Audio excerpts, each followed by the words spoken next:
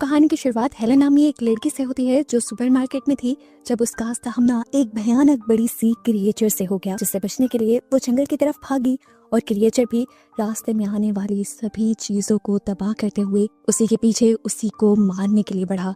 जिसके बाद सीन यहीं से कट होकर हमें 8 साल बाद का वक्त दिखाया गया, जहां आज दोबारा शहर में देखे जाने वाले बड़े से क्रिएचर की खबर छपी थी। zoology के स्टूडेंट बहुत ज्यादा एक्साइटेड होकर इस न्यूज के बारे में अपने प्रोफेसर निक को बताते हैं और निक जवाब देता है, रूमर है, ये बस मजाक है। वो इस खबर का कोई रिस्पॉन्स नहीं देते तो कॉर्नर उनसे कहता है, मैं जानता हूँ कि आप इस न्यूज पर ध्यान क्यों नहीं दे रहे, क्योंकि आपकी वाइफ भी ऐसे ही किसी मॉन्स्टर की तलाश में गायब हो गई थी और आज तक नहीं मिली, और ना ही आज तक वो मॉन्स्टर के इस दुनिया में होने का आज तक सबूत दे पाई थी। निक अब इस बात को गलत साबित करने के लिए अपनी टीम के साथ निकल जाता है इस खबर की इन्वेस्टिगेशन करने के लिए उसी जगह पर जहाँ उस क्रिएचर को देखा गया था। यहाँ जाने पर साइंटिस्ट को एक ट्रक पर बड़े बड़े पंजों के निशान नजर आते हैं और यहीं पर जंगल की फेंस भी उन्हें टूटी हुई मिलती है, और ये चीजें निक को भी सोचने पर मजबूर कर देती हैं कि हो सकता है कोई बड़ी क्रिएचर अभी भी इस दुनिया में एग्जिस्ट करती हो, जिसे पहले 8 साल पहले देखा गया हो, और उसी क्रिएचर के बारे में उसकी वाइफ साइंटिस्ट हेलन भी इन्वेस्टिगेट करने आई थी, फिर उनका आज तक सुराग न मिला।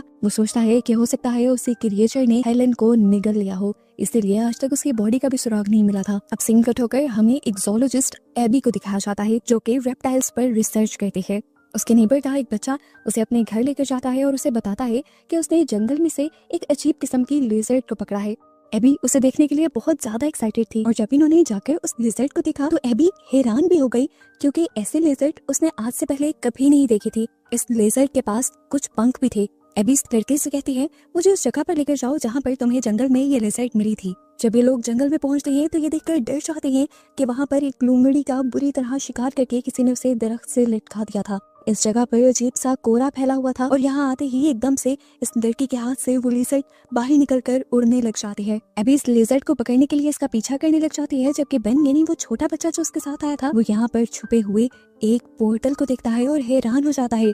इस पोर्टल के अंदर क्या था ये जानने के लिए वो इस पोर्टल के अंदर भी चला गया। इस पोर्टल के दूसरी तरफ एक बहुत ही हसीन दुनिया थी, इस दुनिया से बिल्कुल मुख्तलिफ, और उसी दुनिया में वैसे ही सारे लेजर्ड्स उड़ रही थी जैसी एक लेजर्ड उसके पास भी थी। यहाँ बाहर एबी को अब तेजी से जमीन हिलती हुई महसूस होती है। वो डर जाती है। इससे पहले कि वो कुछ और करती उसे सामने के तालाब में एक बहुत बड़े से क्रिएचर की रिफ्लेक्शन नजर आती है। देखने पर यह क्रिएचर किसी डायनासोर जैसी लग रही थी। दूसरी तरफ अब हमें बेन को दिखाया जाता है जो किसी चीज से बचते हुए भागकर जल्दी से अपने घर आकर अपने रूम में छुप जाता है। उसे एहसास था कि कोई बड़ी सी चीज उसका पीछा कर रही है, और जैसे ही उसने सामने विंडो में देखा तो ये बड़ी सी क्रिएचर डायनासोर जैसी उसका पीछा कर रही थी, और उसे पकड़ने के लिए वो उसकी विंडो तोड़कर भी उस पर हमला करने की कोशिश करती है। अपने आप को बचाने के लिए बेन अपने हाथ में आने वाली हर चीज से उस मॉन्स्टर के ऊपर हमला करता है और आखिर वो मॉन्स्टर उससे दूर भाग ही जाता है। दूसरे सीन में अब हमें जंगल में फंसे एबी को दिखाया गया था जिसके पीछे वही बड़ी सी क्रिएचर पड़ चुकी थी। एबी अभी ये बात नहीं जानती थी कि ये बड़ी सी क्रिएचर उस पोर्टल में से निकली है। वो तो अपनी जान बचाकर भाग रही थी, उसकी दूसरी तरफ से क्रिएचर उस तक करीब पहुंच चुका था। इससे पहले कि वो पैनिक कर जाती, यहाँ पर निक की पूरी टीम आ जाती है जो सुबह से इसी क्रिएचर की रिसर्च में यहाँ आए थे। वो एबी को रिलैक्स रहने को कहते हैं और खुद इस क्रिएचर को देखने लग जाते हैं। ये लोग टॉर्च मारकर उसको देखते हैं और उन्हें पता चलता है कि ये क्रिएचर गुस्से वाली नहीं है। ऐसा जानवर इन्होंने पहले कभी नहीं देखा था। हो सकता था कि ये कोई हाइब्रिड हो, यानी 2 जानवरों की नस्लों से बना एक नया जानवर हो, लेकिन ये काम भी सिर्फ लेबोरेटरी में पॉसिबल था। ये लोग बातें ही कर रहे थे कि क्रिएचर यहाँ से जाने लगा। ये लोग भी क्रिएचर का पीछा करते हैं और देखने को मिलता है कि यहाँ पर एक बहुत ही चमकदार सा पोर्टल खुला हुआ था जिसके अंदर ये क्रिएचर जाने वाला था। इस पोर्टल को देखकर ये सब लोग शॉक रह जाते हैं और निक अपनी फर्दर स्टडीज के लिए और इस पोर्टल की जानकारी लेने के लिए यहाँ पर अपनी एक पूरी टीम को बुला लेता है। ये पोर्टल किसी और दुनिया का भी हो सकता था और किसी और टाइमलाइन का भी हो सकता था। इस पोर्टल को देखते हुए निक को थोड़ी उम्मीद बनी थी कि वो लोग पास्ट या फ्यूचर में ट्रैवल कर सकते हैं, जिस चीज पर वो आजकल रिसर्च कर रहा था। निक को लगता है कि उसकी वाइफ भी ऐसे ही किसी पोर्टल के अंदर गायब हुई होगी, इसीलिए वो पोर्टल के अंदर जाकर चेक करने का फैसला करता है। दूसरी तरफ शहर में हमें वो क्रिएचर दिखाया जाता है जो बेन के पीछे पड़ा था। वो अभी तक अपने शिकार को ढूंढ रहा था और उसे स्मेल करते करते वो उसके स्कूल भी पहुंच जाता है। जैसे ही टीचर की नजर उस पर पड़ती है तो टीचर बहुत ज्यादा डर जाती हैं। सभी बच्चे पैनिक कर जाते हैं। टीचर दरवाजा बंद करके सारा फर्नीचर दरवाजे के आगे लगाने लग जाती हैं, लेकिन ये क्रिएचर बहुत ही पावरफुल था। दरवाजे को तोड़ना और चीजों को साइड पे करना उसके लिए कोई बड़ा मसला नहीं था।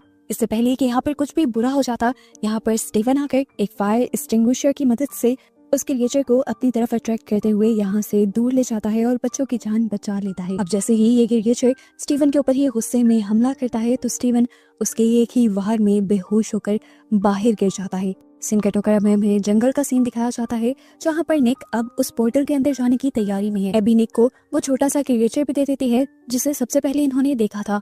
इस पोर्टल के अंदर जाते ही ये जगह उसे दुनिया जैसी ही लगती है, लेकिन इस दुनिया में काफी सुकून था। यहाँ पर जगह जगह ऐसे ही जानवर थे जिनको उसने पहले कभी नहीं देखा था। और जब वो जमीन में देखता है तो उसे बहुत सारे इंसानों के ढांचे मिलते हैं, जिससे वो समझ जाता है कि जो भी इंसान पहले यहाँ आए थे, चाहे वो रिसर्च के लिए या किसी भी काम के लिए, वो अब मर चुके हैं। ये देखकर निक का दिल और बैठ जाता है और वो अपनी वाइफ हेलन को ढूंढने का इस दुनिया में डिसाइड कर लेता है। लेकिन क्योंकि उसके सिक्योरिटी गार्ड को ये मिशन दिया गया था कि वो निक को जिंदा सलामत वापस लेकर आएगा, अगर निक यहाँ से दूर चला जाता तो उसके सिक्योरिटी गार्ड का मिशन पूरा ना हो पाता।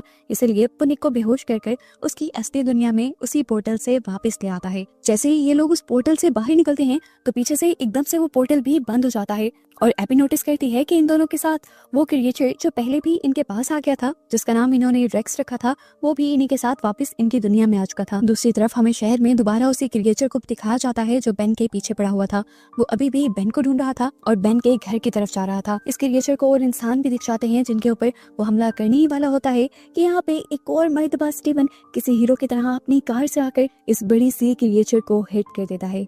लेकिन इससे उसकी कार ही टूटी थी, उस क्रिएचर को कुछ नहीं हुआ था। ये देखते हुए वो जल्दी से अपनी कार से बाहर निकला और गन से इस क्रिएचर को शूट करते हुए उसने मार डाला।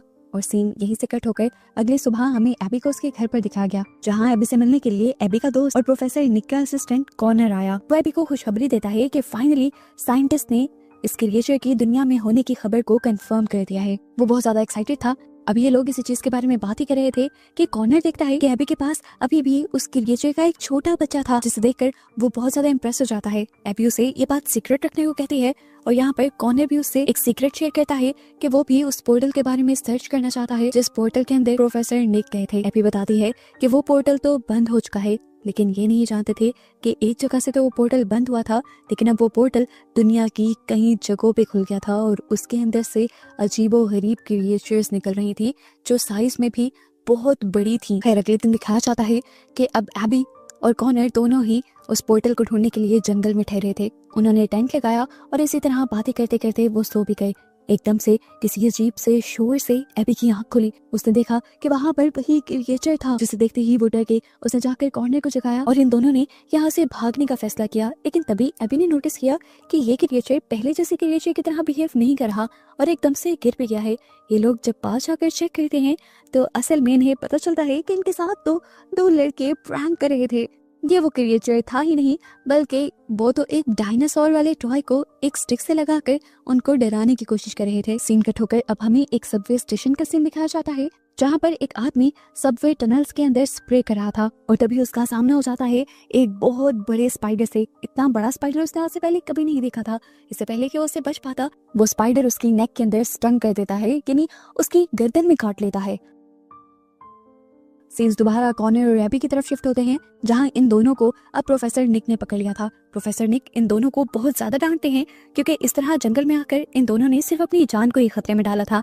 अगर वो क्रिएचर जंगल में खुली होती तो ये लोग आज जिंदा भी ना होते। ये बात सुनते हुए कॉर्नर को भी बहुत ज्यादा दुख होता है और उसे एहसास होता है कि उसने भी एबी की जान को खतरे में डाल दिया था अपने सिर्फ एक एडवेंचर के चक्कर में। इनकी इन्हीं बातों के दौरान निक और उनकी एक क्लीग क्लॉडिया को एक आदमी के बुरी तरह जख्मी होने की खबर मिलती है। ये लोग जब उसे चेक करने के लिए हॉस्पिटल में जाते हैं तो इन्हें पता चलता है कि उसको कोई जहरीली चीज तो काटी है, लेकिन क्या चीज काटी है इसका अंदाजा वो नहीं लगा पा रहे थे क्योंकि इस दुनिया में ऐसा कोई भी बड़ा इंसेक्ट यानी कोई इतना बड़ा कीड़ा नहीं देखा था जो इतना बड़ा डंग मारे। अब मिस क्लॉडिया सिक्योरिटी मैनेजर के पास जाती हैं और उसे कहती हैं कि हमें एक टेक्निकल टीम को रिसर्च के लिए उसी एरिया में भेजना होगा जिस एरिया में ये इंसान काम कर रहा था, ताकि वहाँ जाकर ये लोग उस क्रिएचर को पकड़ कर लेकर आए जिसने इस आदमी के ऊपर हमला किया है, ताकि ये लोग उसका एंटीडोट बनाकर उसका इलाज कर सकें। सिक्योरिटी मैनेजर मान जाते हैं और वहाँ पर एक टीम को भेजा जाता है। अंदर जाते ही इन सब का सामना हो जाता है बेशुमार बड़ी बड़ी स्पाइडर्स से। इंसानों को यहाँ देखते ही एकदम से ये सारी स्पाइडर्स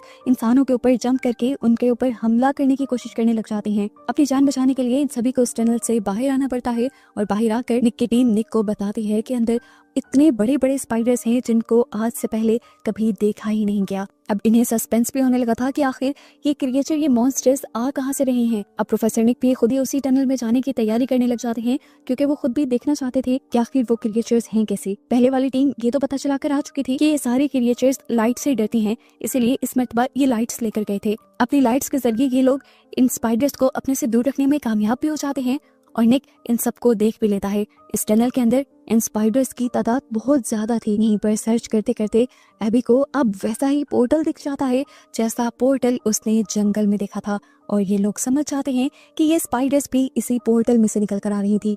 अब ये लोग और इस पोर्टल को देख ही रहे थे कि इसके अंदर से एक और बहुत बड़ा मॉन्स्टर निकल आया। ये एक जाइंट सेंटीपेड था जिसके ऊपर के टेंटिकल्स इतने बड़े थे कि उसमें वो किसी भी आदमी को लपेट सकता था। इससे पहले कि वो एबी के ऊपर हमला कर देता, स्टीव यहाँ से कोई चीज उठाकर इस सेंटीपेड के सर पर मारता है और ये दोनों बचने के लिए यहाँ से भागते हैं। इतने में निक भी यहाँ आकर इतने बड़े सेंटीपेड को देख लेता है। इससे बचने के लिए ये लोग अब दूसरे रूम में तो आ गए थे जहाँ का निक ने दरवाजा भी बंद कर दिया था, लेकिन अब इनकी बदकिस्मती कि इन्हें पता चला कि इस टनल के बाकी सब एग्जिट बंद है। एक वही रास्ता खुला है जहाँ से ये लोग आए थे और वहाँ पर बड़े बड़े सेंटीपेड जैसे क्रिएचर हैं। जहाँ पर निक बंद हुआ था, स्टीव उसे बचाने के लिए यहाँ पर एक फायर सिलेंडर लेता है और उससे इस क्रिएचर को जलाकर यहाँ से उसके पोर्टल में वापस भेजने की कोशिश करता है, लेकिन ये क्रिएचर अपना एक ही टेंटिकल मारते हुए उसके हाथ से सिलेंडर ही उस पोर्टल से दूसरी तरफ फेंक देता है और फिर स्टीव के ऊपर भी हमला कर देता है। थोड़ी देर बाद निक जब फील करता है कि दूसरी तरफ का शोर कम हो गया है तो वो चेक करने के लिए आया। यहाँ पर स्टीव मरने की हालत में था। निक उसे रेस्क्यू करना चाह रहा था जब उसने निक को बताया कि उस क्रिएचर के काटते ही मुझे यहाँ पर एक विजन दिखा था, जैसे उस पोर्टल से किसी औरत ने आकर बताया हो कि पोर्टल की दूसरी तरफ हेवन यानी जन्नत है और वहाँ पर हेलन जो कि निक की वाइफ है वो निक का इंतजार कर रही है। खैर निक जल्दी से स्टीव को हॉस्पिटल लाने में कामयाब हो जाता है, लेकिन स्टीव की हालत इस वक्त तक काफी बिगड़ चुकी थी। क्लोडिया जो कि निक की कलीग थी, वो निक को बताती है कि हमें इसका इलाज करने के लिए उसी क्रिएचर का पॉइजन चाहिए होगा जिस क्रिएचर ने इसे काटा है। उस पॉइजन से हम उसी पॉइजन का एंटीडोट बनाएंगे और फिर उसे ठीक कर सकेंगे। स्टीव के पास वक्त भी बहुत कम था और ये चैलेंज भी बहुत बड़ा था, लेकिन निक हिम्मत दिखाता है और ये फैसला करता है कि वो खुद जाकर उस सेंटीपेड का पॉइजन लेके आएगा और स्टीव के लिए एंटीडोट बनाएगा।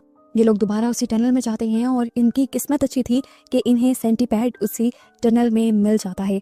वो एक दीवार के अंदर बने होल के अंदर छुपा बैठा था। निक भी इसी होल के अंदर जाने वाला था, हालांकि वो जानता भी था कि इस तरह करने पर उसकी अपनी जान को खतरा हो सकता है, ये क्रिएचर उसे भी मार सकता है। ये लोग जब उस होल से निकलकर दूसरी तरफ गए तो इन्हें पता चला कि दूसरी तरफ एक बिल्डिंग थी जो अंडर कंस्ट्रक्ट थी। यहाँ पर जाकर निक बहुत ही बहादुरी से इस सेंटीपेड के आगे खड़ा हो जाता है, क्योंकि वो जानता था कि सेंटीपेड उसे देखकर जरूर उसे स्टंग करेगा, यानी उसे डंग मारेगा। इस टाइम उसने अपनी जैकेट के अंदर ही कुछ कंटेनर्स लगाए हुए थे और जब सेंटीपेड उसे डंग मारता है तो उसका सारा पॉइजन निक की जैकेट के अंदर इकट्ठा हो जाता है। इनका मिशन पूरा होते ही निक को छुड़वाने के लिए दूसरी तरफ से रायन इस सेंटीपेड के ऊपर गोलियों से हमला करता है और जैसे ही ये सेंटीपेड तड़प कर साइड पे हुआ तो वो एक मेन स्विच से जा लगा, जहाँ पर स्पार्किंग होते ही उससे हाई वोल्टेज करंट लगा और आखिर वो मर गया और ये लोग पॉइजन लेकर वापिस आ गए। जल्दी से पॉइजन से एंटीडोट बनाया गया और उससे स्टीवन का इलाज किया गया। आखिर स्टीवन होश में भी आ गया, लेकिन अभी भी निक का सारा ध्यान स्टीवन की उन बातों पे था जो उसने जख्मी हालत में की थी। निक सोच में पड़ गया था कि क्या उस टाइम स्टीवन हेलुसिनेट कर रहा था या सच में पोर्टल से निकलकर उसे हेलन दिखी थी। वो अभी भी इसी कश्मकश में था कि क्या उसे अपनी वाइफ हेलन को ढूंढने के लिए उस पोर्टल के अंदर जाना भी चाहिए या नहीं। अब सीन कट होकर इस सीन से बिल्कुल डिफरेंट सीन दिखाया जाता है। यहाँ पर हम एक कपल को देखते हैं जो अपनी स्विमिंग ट्रेनिंग कर रहे थे। इसी स्विमिंग पूल के अंदर से अचानक एक मगरमच्छ निकलता है जो ऊपर से जंप करते हुए लड़के को ही हवा में निकल लेता है और ये देखते हुए उसकी पार्टनर एकदम से शॉक में रह जाती है। यहाँ पर वो मगरमच्छ उस लड़की के ऊपर भी हमला करने की कोशिश करता है, लेकिन वो लड़की बच जाती है। इन्वेस्टिगेशन के लिए जब टीम यहाँ पर आती है तो उन्हें लगता है कि डियानी के पार्टनर की मौत के पीछे डियानी खुद है, क्योंकि इस फैसिलिटी के अंदर कोई भी किसी भी किस्म का जानवर होना नामुमकिन था। जबकि डियानी ने सबको यकीन दिलवाने की कोशिश की कि यहाँ पर एक बहुत बड़ा सा मगरमच्छ आ गया था जिसने उसके पार्टनर को खाया था। अब ये खबर सुनकर निक और उसकी टीम अगले दिन यहाँ पर पहुंचते हैं और उन्हें सारा मामला समझ आ जाता है कि यहाँ पर भी जरूर एक पोर्टल खुला होगा जिसके अंदर से वो क्रिएचर निकला होगा और उसी क्रिएचर ने उस लड़के को खाकर वो क्रिएचर अपने घर वापस चला गया होगा। इसीलिए इस जगह पर कोई भी साइन उसका नहीं मिल रहा। अब क्लॉडिया जो ये बात सारी समझ गई थी, वो अब अपने सिक्योरिटी चीफ के पास जाती है, उन्हें वो ये सारा मामला बताती है और डैनी को उसके उस गुनाह की सजा ना देने को कहती है जो उसने किया ही नहीं था। लेकिन यहाँ पे ये आदमी क्लोडिया को जवाब देता है, हम ऐसा कुछ नहीं कर सकते जैसा तुम चाह रही हो, क्योंकि अगर हमने उस लड़की को अरेस्ट ना किया तो वो दुनिया वालों को उस क्रिएचर और उन पोर्टल्स के बारे में सब कुछ बता देगी और ये खबर अभी हमें हाइड ही रखनी है। अगले दिन निक और उसकी टीम को पता चलता है कि वही पोर्टल अब एक दूसरे शहर की लेक के अंदर देखा गया था और उसी लेक के अंदर उन बड़े बड़े मगरमच्छों को भी इस मर्तबा देखा गया था, जिससे निक और उसकी टीम को ये बात पता चल जाती है कि वो पोर्टल एक जगह से दूसरी जगह मूव कर रहे हैं। अब निक अपनी टीम के साथ उसी जगह में उसी लेक के अंदर उतरने का फैसला करता है जहाँ पर इस मर्तबा वो पोर्टल खुला था। ये लोग अभी इस पोर्टल को इस जगह को सर्च ही कर रहे थे कि एबी ने नोटिस किया कि वहाँ से निकलने वाली क्रिएचर अब एबी के इर्द गिर्द घूम रही थी। एबी कुछ देर के लिए तो स्टिल खड़ी रही और जब उसे लगा कि अब उसकी जान को खतरा है तो उसने फौरन से कॉर्नर को आवाज दी।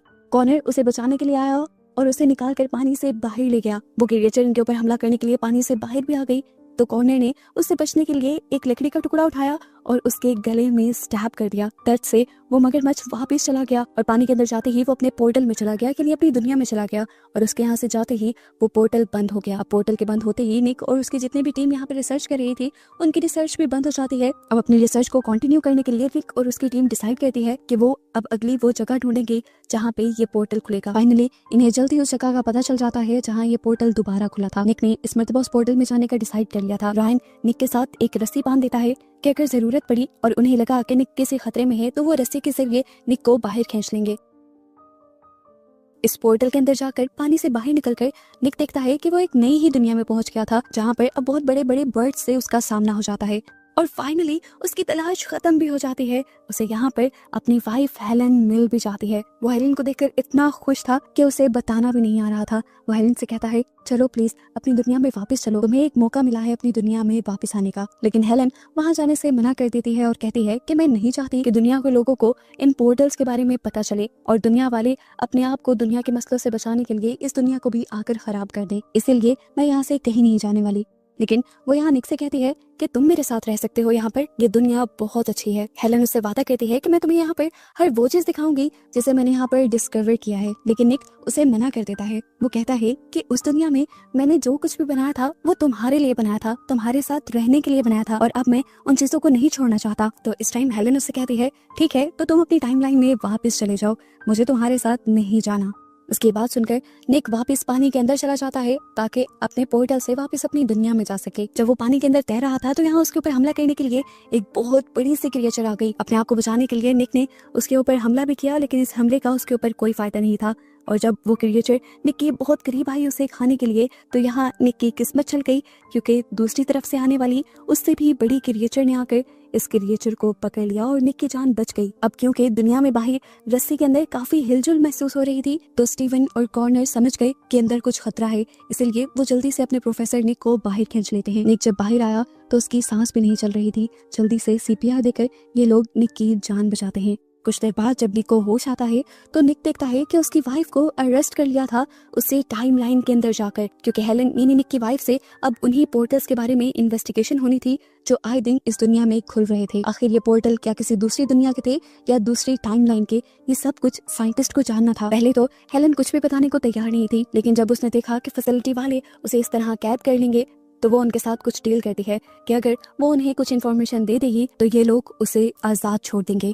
पहले तो कोई भी उसकी बात मानने को तैयार नहीं था, लेकिन निक के कहने पर सबने हेलन की बात मान ली। हेलन इनको इन पोर्टल्स के बारे में ज्यादा को तो कुछ नहीं बताती, लेकिन ये बता देती है कि अगला पोर्टल कहाँ खुलने वाला है। अभी भी किसी को हेलन पे एतबार नहीं था, सबको लग रहा था कि हेलन झूठ बोल रही होगी, लेकिन निक को हेलन पर एतबार था। वो अपनी टीम को लेकर हेलन के साथ उस जगह पर पहुंच जाता है। हेलन लंदन की एक लैब में एक फ्रीजर के पास जाती है और कहती है कि यहाँ से अगला पोर्टल खुलेगा। क्लोडिया यहाँ की मैग्नेटिक फील्ड को देखती है। यहाँ पर कुछ ऐसा डिफरेंट महसूस नहीं हो रहा था, लेकिन जैसे ही ये लोग फ्रीजर खोलते हैं तो सच में अंदर एक नया पोर्टल था। बिना कोई बात किए जल्दी से हेलन इस पोर्टल के अंदर चली जाती है और ये देखते हुए रायन और स्टीवन भी उसी के पीछे पोर्टल के अंदर जाते हैं और देखते हैं कि इस जगह बहुत सारे और भी पोर्टल्स थे। बाहर सब लोग कंफ्यूज खड़े थे कि अंदर क्या हो रहा है और इन पोर्टल्स का क्या मतलब है। अभी ये लोग बात ही कर रहे थे कि इन्हें पोर्टल्स में से कुछ हलचल महसूस हुई। सोल्जर्स जल्दी से किसी भी खतरनाक क्रिएचर को मारने के लिए तैयार हो गए जो पहले भी इन्हीं पोर्टल्स में से निकल रही थी।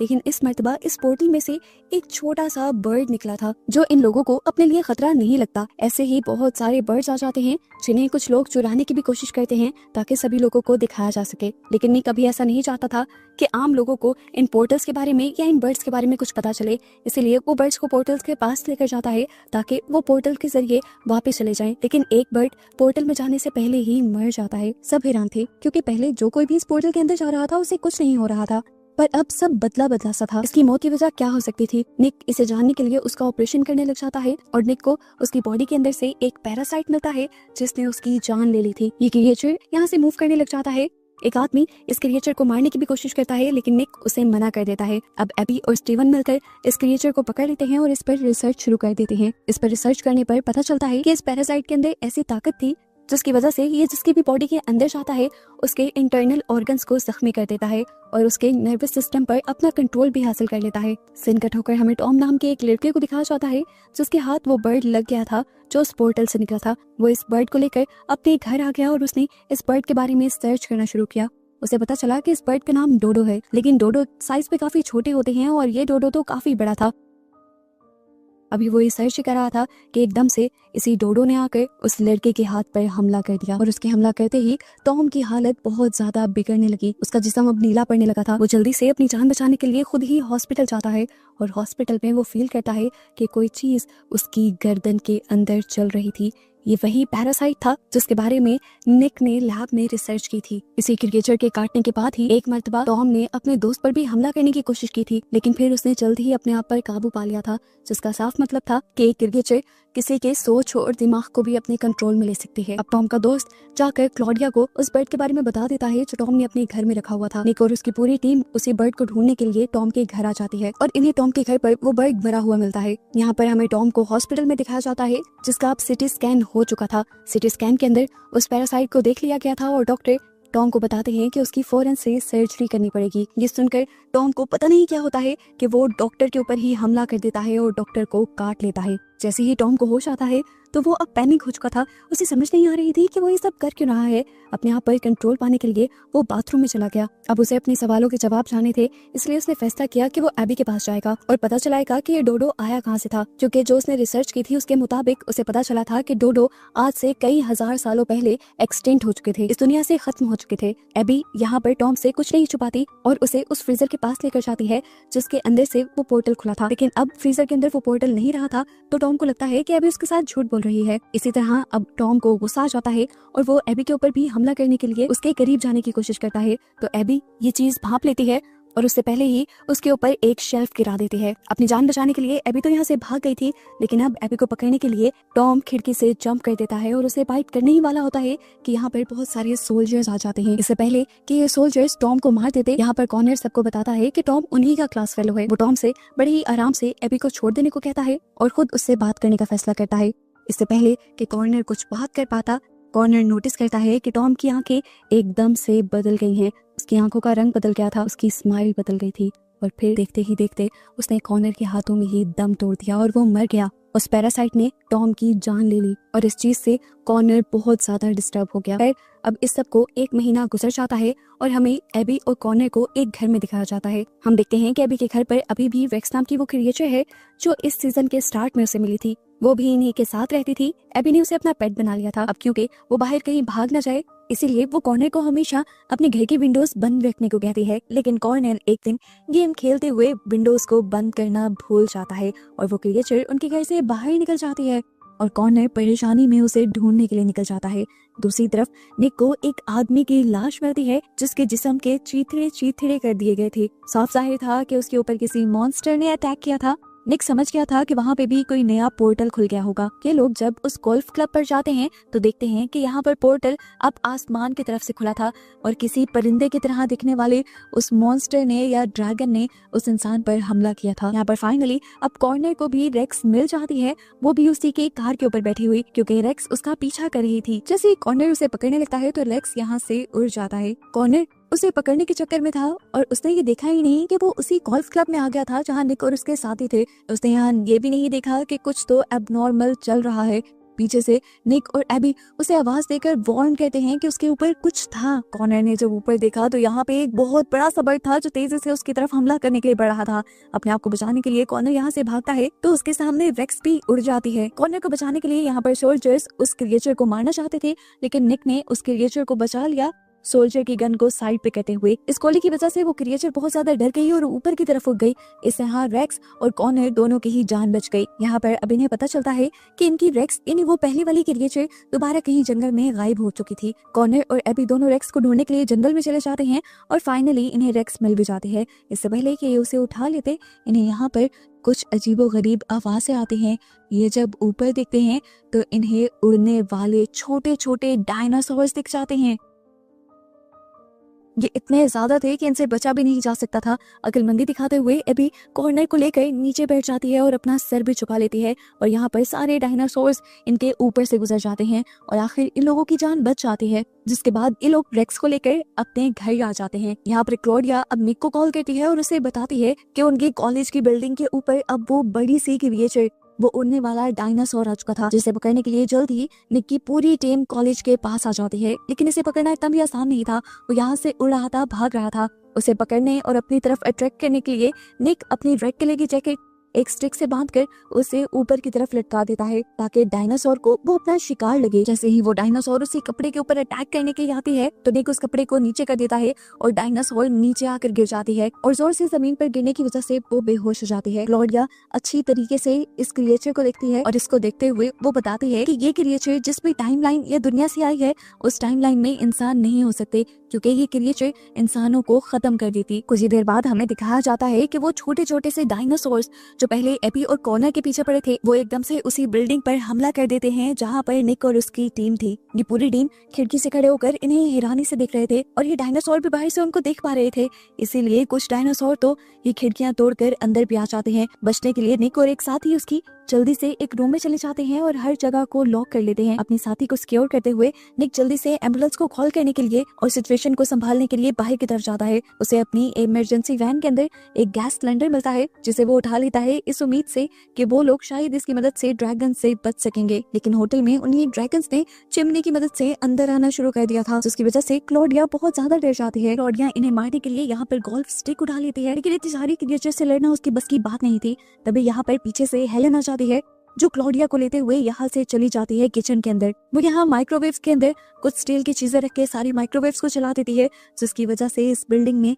एक बहुत बड़ा धमाका होता है और ये सारी क्रिएचर्स जलकर मारी जाती हैं। आखिर हेलन ने क्लॉडिया की जान भी बचा ली थी और वो खुद भी बच गई थी, लेकिन क्योंकि हेलन को अच्छा मौका मिल गया था सिक्योरिटी वालों से बचने का, इसलिए वो क्लॉडिया को बिल्डिंग से बाहर निकालकर खुद यहाँ से भाग जाती है। जबकि क्लॉडिया अभी तक किसी हैरानी परेशानी में थी कि आखिर उसके साथ हो क्या गया है। थोड़ी ही देर में यहाँ पर सोल्जर्स की टीम भी आ जाती है।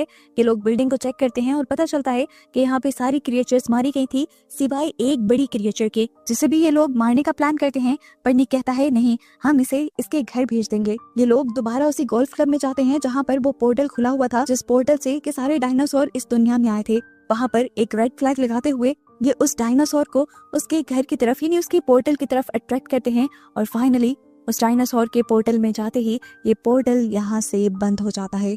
उसके यहाँ से जाते ही और इस पोर्टल के बंद होते ही ये लोग खुशी से जश्न मनाने लग जाते हैं, जैसे इनका कोई बहुत बड़ा मिशन कंप्लीट हो गया हो। अब दोबारा सीन कट होता है और कुछ महीनों का अरसा गुजर जाता है। कुछ महीनों के बाद दोबारा हम कॉर्नर और एबी को देखते हैं।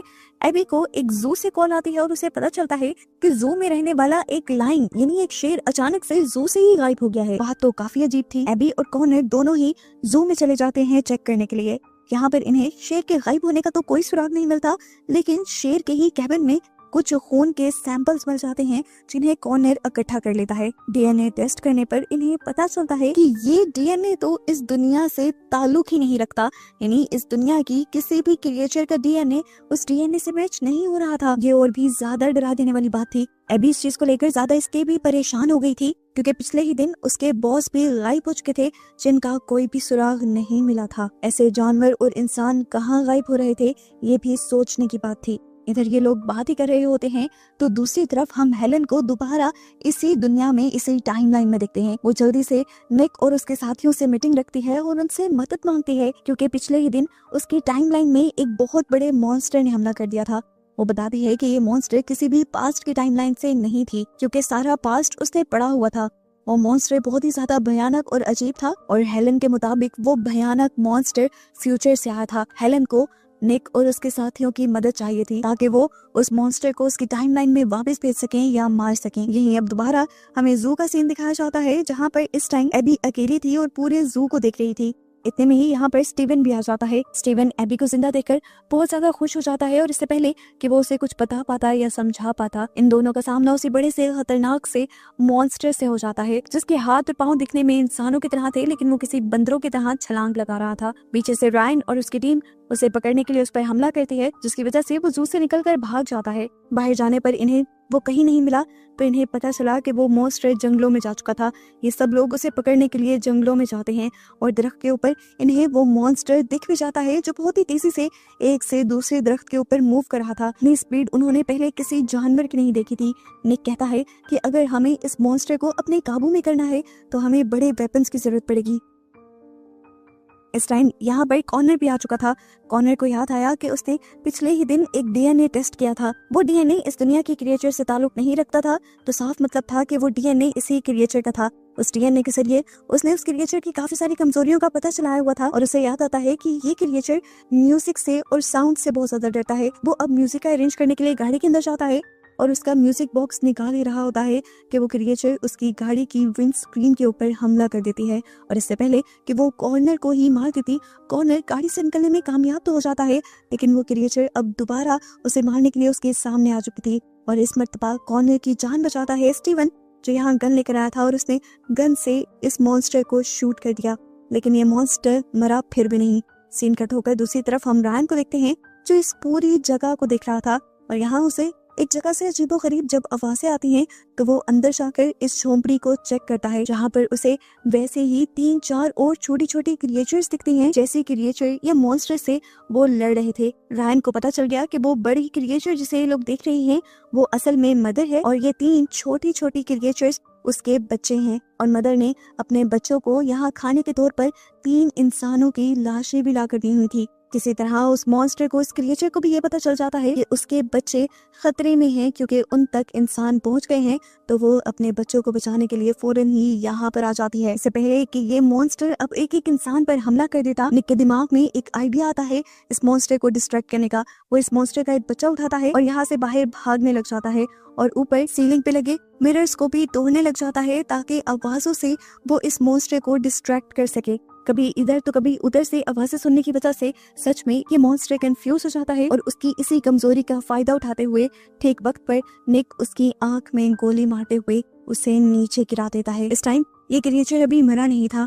इस क्रिएचर के सभी बच्चों को ये लोग छोटे छोटे कंटेनर्स में डाल देते हैं, इसी उम्मीद में कि ये लोग इन क्रिएचर्स को, इन मॉन्स्टर को इनकी टाइमलाइन में वापस पहुंचा देंगे। खैर, ये लोग एक बहुत बड़ी मुसीबत से बच रहे थे। इन मॉन्स्टर्स से इन्होंने कम से कम दुनिया को तो बचा ही लिया था। अब ये लोग काफी रिलैक्स थे। निक और हेलन यहाँ पर बातें करने लग जाते हैं, और हेलन निक को इस टाइम एक कैमरा देते हुए अपनी पिक्चर बनाने को कहती है। इस कैमरे को देखकर निक को एक बहुत ही अजीब चीज याद आती है।